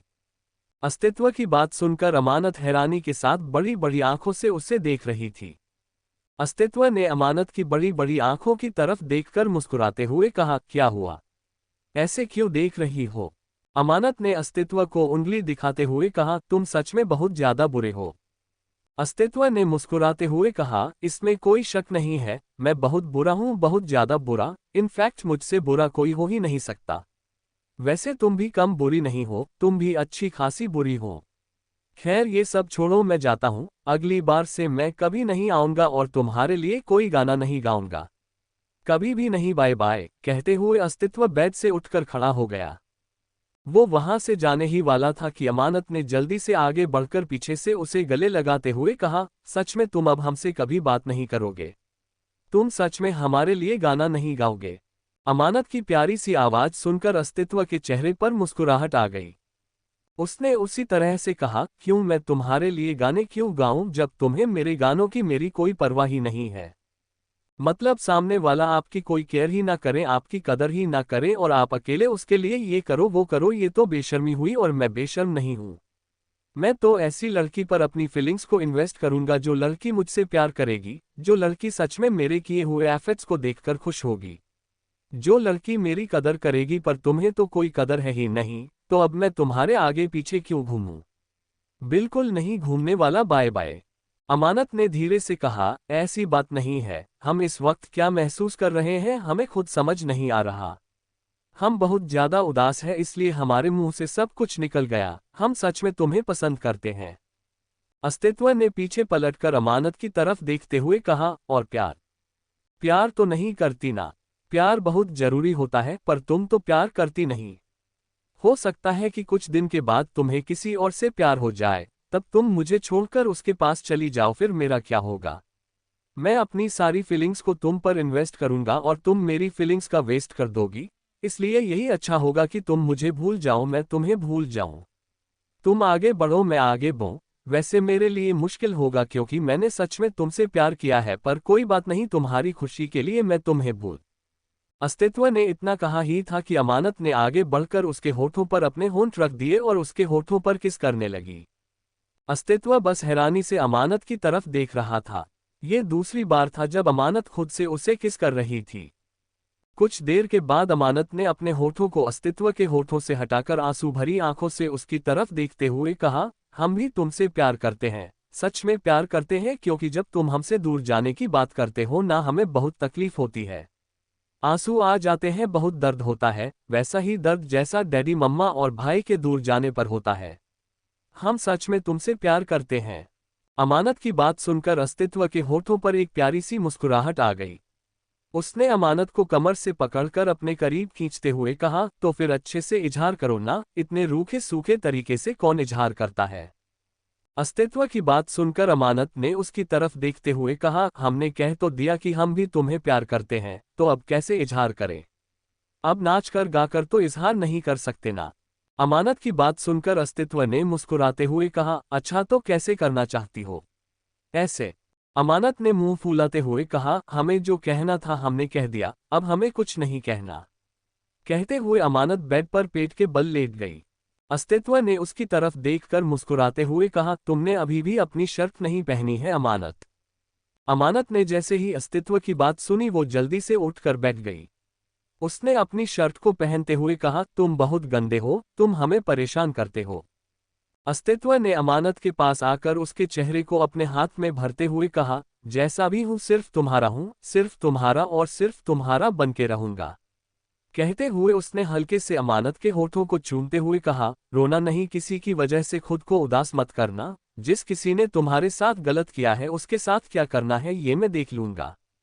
कहते हुए अस्तित्व वहां से जाने लगा। अमानत ने घबराते हुए कहा, तुम नीचे गिर जाओगे। अस्तित्व ने पीछे पलटकर मुस्कुराते हुए कहा, डोंट वरी, मैं नहीं गिरने वाला। कहते हुए वो वहां से चला गया। अमानत अपनी आंखें बंद करके बेड पर लेट गई। उसने खुद से कहा, सच में हम तुमसे ही प्यार करते हैं। कहते हुए उसके चेहरे पर छोटी सी मुस्कुराहट आ गई। जोशी विला, मुंबई। एक 50 साल का आदमी अपने रूम में खिड़की के पास खड़ा होकर आसमान की तरफ देख रहा था। उसके पीछे खड़े आदमी ने कहा, आखिर तुम करना क्या चाहते हो राघव? अपने पीछे खड़े आदमी की बात सुनकर वो लड़का जो राघव जोशी था उसने पीछे पलटकर उसकी तरफ देखते हुए कहा, क्या करना चाहते हो से क्या मतलब है? मुझे मेरा वारिस चाहिए। राघव की बात सुनकर उस इंसान ने राघव के कंधे पर हाथ रखते हुए कहा, क्या कहा तुमने? तुम्हारा वारिस? भूलो मत कि तुमने सोनिया के साथ जबरदस्ती की थी और वो उस जबरदस्ती की निशानी है। तुम उसे अपना वारिस कैसे कह सकते हो? और वो क्या तुम्हें अपना बाप मानेगा? अपने पीछे खड़े आदमी की बात सुनकर राघव ने गुस्से से उसकी कॉलर को पकड़ते हुए कहा, वैभव उस दिन मेरी गलती नहीं थी, सोनिया खुद मुझे संभालने के लिए आई थी और मैंने मन्नत समझकर उसके साथ वो सब कुछ कर दिया था। उसके बाद वो मुझे छोड़कर भाग गई थी। मैं आज भी नहीं भूल सकता कि उसने मुझे धोखा दिया था। मुझे कोई फर्क नहीं पड़ता कि वो सोनिया का बेटा है या नहीं, मुझे बस इस बात से फर्क पड़ता है कि उसकी रगों में जोशी परिवार का खून बहता है। चाहे कुछ भी क्यों ना हो जाए, उसे मेरे साम्राज्य को संभालना ही होगा, उसे मेरे दुश्मनों को खत्म करने में मेरा साथ देना ही होगा। राघव की बात सुनकर वैभव ने हैरानी से कहा, तुम क्या कह रहे हो? तुम्हें ये भी नहीं पता कि वो तुम्हें अपना बाप मानता है या नहीं? और तुम अपने दुश्मनों को उसके खिलाफ खड़ा करना चाहते हो? मुझे समझ नहीं आता कि आखिर चाहते क्या हो तुम। इतने सालों में तुमने एक बार भी शादी नहीं की, सिर्फ मन्नत मन्नत की रट लगाते रहते हो, जबकि मन्नत तो अपनी जिंदगी में कितनी आगे बढ़ चुकी है। उसके बच्चे शादी के लायक हो चुके हैं और तुम आज तक इस जगह पर खड़े हो जहां पर सालों पहले खड़े थे। राघव ने चिल्लाते हुए कहा, मुझे नफरत है। उसने मेरी मन्नत को मुझसे छीन लिया। अगर आज मन्नत मेरी होती तो मेरे कई सारे बच्चे होते। मैंने मन्नत से प्यार किया था तो मैं किसी और से शादी कैसे कर सकता था? कैसे कर सकता था? तुम खुद बताओ, मेरे दिल में जब मन्नत है तो मैं किसी और को कैसे अपनी जिंदगी में जगह दे सकता था? राघव की बात सुनकर वैभव ने उसके कंधे पर हाथ रखते हुए कहा, राघव मेरी बात मानो, तुम मन्नत को भूल जाओ। अब कितने साल हो चुके हैं, इस उम्र में तुम मन्नत को हासिल करना चाहते हो। वैभव की बात सुनकर राघव ने टेढ़ी मुस्कुराहट के साथ कहा, तुम्हें किसने कहा कि इस उम्र में मुझे मन्नत चाहिए? मुझे मन्नत नहीं चाहिए, माना कि वो पहले की तरह ही खूबसूरत है, पर अब मुझे अथर्व राठौर की बेटी चाहिए। अथर्व राठौर ने मुझसे मेरी मन्नत को छीना था। उसकी जिंदगी में मन्नत और उसकी बेटी दो ही सबसे इम्पोर्टेंट औरत है। अब मैं उसकी बेटी को बर्बाद करना चाहता हूँ, उसकी बेटी को अपनी बाहों में भरना चाहता हूँ। तब उसे एहसास होगा कि जब कोई हमारी पसंदीदा औरत को हमसे दूर करता है तो कितनी तकलीफ होती है। उसकी बेटी को जब मैं अपनी बाहों में भरूंगा, उसकी बेटी को जब मैं उससे दूर करूंगा तो उसे तकलीफ होगी, और उसे तकलीफ में देखकर मुझे सुकून मिलेगा। मैं उसे मारना नहीं चाहता, बल्कि मैं उसे तड़पाना चाहता हूँ। अथर्व राठौर को इतना तड़पाना चाहता हूँ कि वो पूरी तरह से बर्बाद हो जाए, पूरी तरह से बर्बाद। राघव की बात सुनकर वैभव ने कहा, राघव तुम क्या बोल रहे हो? पागल हो गए हो तुम? वो तुम्हारी बेटी की उम्र की है। राघव ने चिल्लाते हुए कहा, पर वो मेरी बेटी नहीं है ना, मेरी मन्नत की बेटी है वो। राघव की बात सुनकर उसका असिस्टेंट वैभव, जो कि उसका दोस्त भी था, उसने गुस्से से कहा, अगर वो मन्नत की बेटी नहीं है तो फिर उसके पीछे क्यों पड़े हुए हो? फिर तो उसका इसमें कोई दोष है ही नहीं।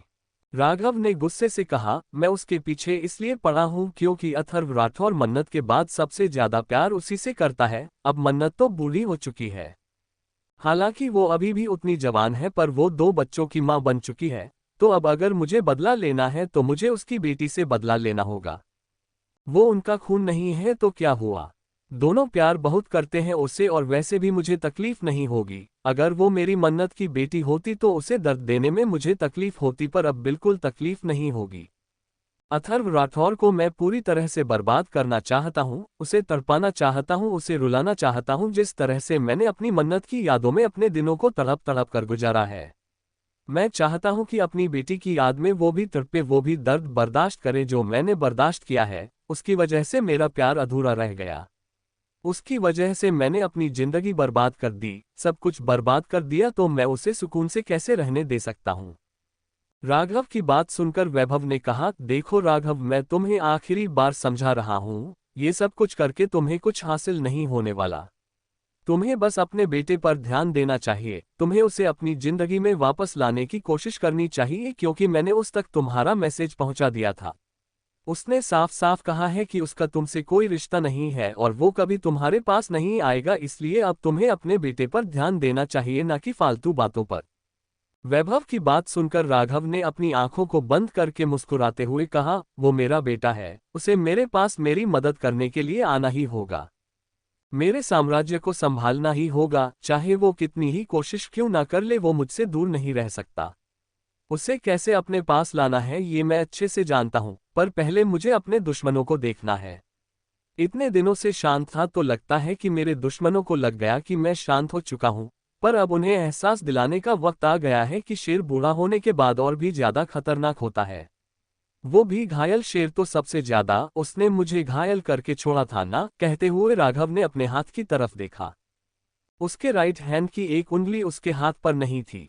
उसने अपनी आंखों को बंद किया, तभी उसे ऐसा लगा जैसे अथर्व ने अभी अभी उसकी उस उंगली को काटा हो।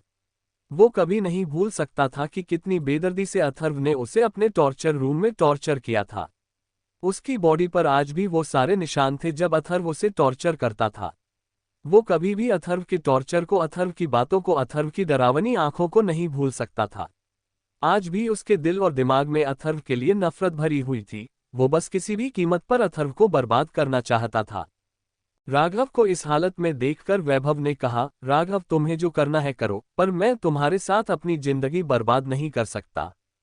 मेरा परिवार है, मुझे उनके लिए जीना है, इसलिए मैं तुम्हारा साथ छोड़कर जा रहा हूं। कहते हुए वैभव वहां से जाने ही वाला था कि राघव ने तेज आवाज में कहा, तुम्हारे जैसा धोखेबाज दोस्त मैंने कभी नहीं देखा। जब तुम्हें पैसों की जरूरत थी तब मैंने तुम्हारी मदद की थी। कोई नहीं आया था तुम्हारी मदद के लिए आगे, पर मैं आया था। आज जब मुझे तुम्हारी जरूरत है तो तुम इस तरह से बीच रास्ते में मुझे छोड़कर जा रहे हो। राघव की बात सुनकर वैभव ने कहा, राघव मैं इसलिए तुम्हें छोड़कर जा रहा हूँ क्योंकि मेरे पीछे मेरा परिवार है और जितना मैं अथर्व राठौर को उसके बेटे को जानता हूँ वो दोनों बहुत डरावने हैं। अथर्व राठौर के बारे में तो दुनिया जानती भी है पर अबीर राठौर उसके बारे में दुनिया अभी तक नहीं जानती। जहां तक मुझे अंदाजा है अंडरवर्ल्ड में अबीर राठौर भी कदम रख चुका है। अगर दोनों बाप बेटे ने ठान लिया तो वो सब कुछ बर्बाद कर देंगे और मुझे खुद को बर्बाद करने का कोई शौक नहीं है। मुझे खुद को और अपने परिवार को बचाना है इसलिए मैं यहाँ से जा रहा हूँ। कहते हुए वैभव वहां से चला गया। उसके जाने के बाद राघव ने अपने रूम में रखा हुआ सामान तोड़ते हुए कहा, तुम्हें क्या लगता है कि तुम मेरा साथ छोड़ दोगे तो मैं कुछ नहीं कर पाऊंगा। मुझे अच्छे से पता है कि मुझे क्या करना है और क्या नहीं।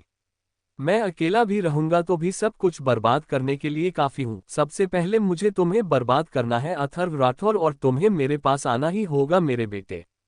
कहते हुए राघव ने अपनी पैंट की पॉकेट में हाथ डालकर एक तस्वीर को बाहर निकाला। ये अस्तित्व के बचपन की तस्वीर थी जब वो 14 साल का था। उसने उस तस्वीर पर हाथ फेरते हुए कहा, कितना बड़ा हो गया है मेरा शेर। मुझे तो पता ही नहीं था कि मेरा खून इस दुनिया में है, पर अब जब मुझे पता है कि मेरा खून इस दुनिया में है तो मैं अपने खून को अपने पास लेकर ही आऊंगा। वैसे भी खून पानी से गाढ़ा होता है। खून का रंग कभी नहीं मिटता, ना खून के रिश्ते कभी टूटते हैं, चाहे फिर वो दूर ही क्यों ना हो। कहते हुए राघव वहां से दूसरे रूम में चला गया क्योंकि इस रूम का तो उसने कबाड़ा कर दिया था। नेक्स्ट मॉर्निंग राठौर मेंशन के लिविंग रूम में इस वक्त मन्नत, अथर्व और अबीर तीनों बैठे हुए थे। अमानत अभी तक नीचे नहीं आई थी। मन्नत ने अथर्व की तरफ देखते हुए कहा, हम अमानत को उठाने के लिए जाते हैं, जरूर ये लड़की अभी तक सो रही होगी। इतना कहकर मन्नत ऊपर जाने ही वाली थी कि तभी उसे सीढ़ियों से नीचे आती हुई अमानत नजर आई। अमानत को देखकर मन्नत वापस अपनी जगह पर आकर बैठ गई। अमानत उछलते हुए सीढ़ियों से नीचे आ गई। कल रात वो जिस तरह से बोर हो रही थी, उस अमानत में और इस अमानत में जमीन आसमान का फर्क था। अमानत के चेहरे पर दर्द, तकलीफ या किसी चीज का कोई एक्सप्रेशन नहीं था। वो काफी खुश लग रही थी। उसने नीचे आकर अथर्व के गाल पर किस करते हुए कहा, गुड मॉर्निंग डैडी। कहते हुए उसने अबीर के पास जाकर उसके गाल पर किस करते हुए कहा, गुड मॉर्निंग भाई। कहते हुए अमानत जाकर अथर्व के बगल में बैठ गई। मन्नत ने अपने दोनों हाथ अपनी कमर पर रखते हुए कहा, क्या आपको हम दिखाई नहीं दिए अमानत। अमानत ने मन्नत की बात सुनकर की क्यूट सा फेस बनाते हुए कहा, मम्मा आपने तो हमें इग्नोर कर दिया इसलिए हमने भी आपको इग्नोर कर दिया।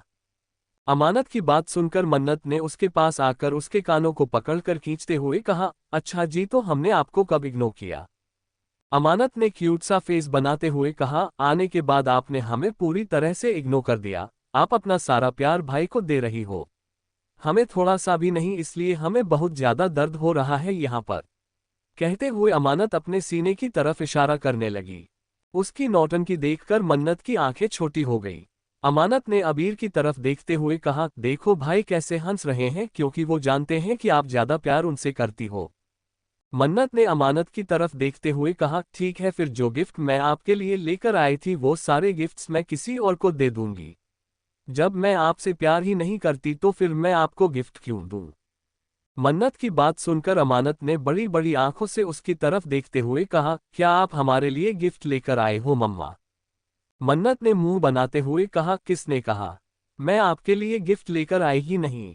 मन्नत ने जैसे ही ये कहा अमानत ने उसके ऊपर कूदते हुए कहा, आप झूठ बोल रही हो, आप हमारे लिए गिफ्ट लेकर आए हो और हमें हमारे गिफ्ट चाहिए। आप हमारे गिफ्ट किसी और को नहीं दे सकती, नहीं दे सकती, ये अन्याय है। ये अन्याय हम बर्दाश्त नहीं करेंगे मम्मा, ये अन्याय हम बर्दाश्त नहीं करेंगे। उसकी नौटंकी देखकर मन्नत ने उसके कानों को पकड़कर खींचते हुए कहा, अच्छा तो हम अन्याय कर रहे हैं। ये सब छोड़ो, हमें ये बताओ कि एक रात में आपका मूड इतना ठीक कैसे हो गया।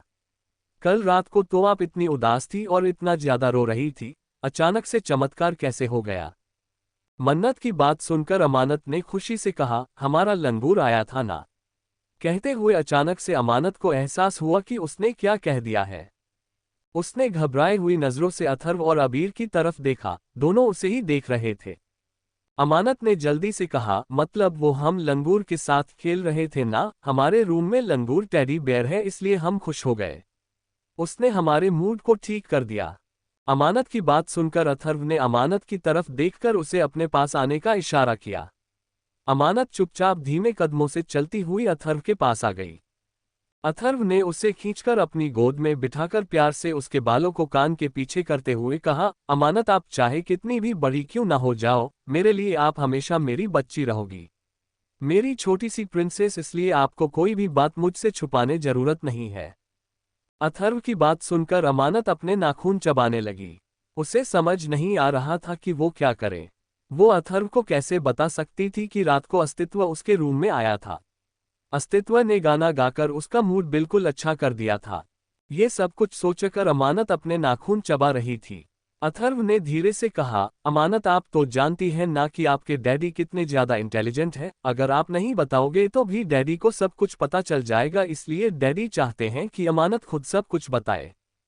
अथर्व की बात सुनकर अमानत ने धीरे से कहा, वो रात को हमारा लंगूर हमसे मिलने के लिए आया था और उसने हमें बहुत अच्छे से समझाया, उसने हमारे लिए गाना भी गाया, इसलिए हमारा मूड ठीक हो गया। अमानत की बात सुनकर मन्नत की आंखें बड़ी बड़ी हो गई। वही अबीर की आंखें छोटी हो गई, क्योंकि ये बात उसे भी पता थी, आखिर उसकी और अथर्व की नजरों से बचकर कोई उनके मेंशन में आ जाए और उन्हें पता ना चले, ऐसा कैसे हो सकता था। पिछली बार भी अबीर को पता चल गया था पर उसने कुछ भी नहीं कहा था। अथर्व ने अमानत की बात सुनकर उसका चेहरा ऊपर उठाकर उसके छोटे से चेहरे की तरफ देखते हुए कहा, क्या सच में वो आपको पसंद है? उसकी बातें, उसका गाना, उसका मनाना, क्या सब कुछ आपको पसंद है? क्या सच में वो आपके साथ अच्छे से बर्ताव करता है? अथर्व की बात सुनकर अमानत ने धीरे से कहा, डैडी कल रात को हमने उससे आई लव यू कह दिया, हमें नहीं पता कि प्यार क्या होता है, पर जब भी वो हमारे पास आता है ना हमें बहुत अच्छा लगता है। जब भी वो हमें परेशान करता है हमें बहुत अच्छा लगता है, जब भी वो हमें इग्नोर करता है हमें बहुत बुरा लगता है। जब भी वो किसी और लड़की के बारे में बात करता है हमें गुस्सा आता है, जब वो किसी और के पास जाने की बात करता है तो हमें उसकी जान लेने का दिल करता है। जब कोई लड़की उसे देखती है तो उस लड़की का सर फोड़ने का दिल करता है। हम क्या करें डैडी, हमारे साथ ये सब कुछ हो रहा है, आप बताओ ना कि प्यार क्या होता है। आपको भी तो मम्मा को बचपन में प्यार हुआ था ना, बताओ ना हमें।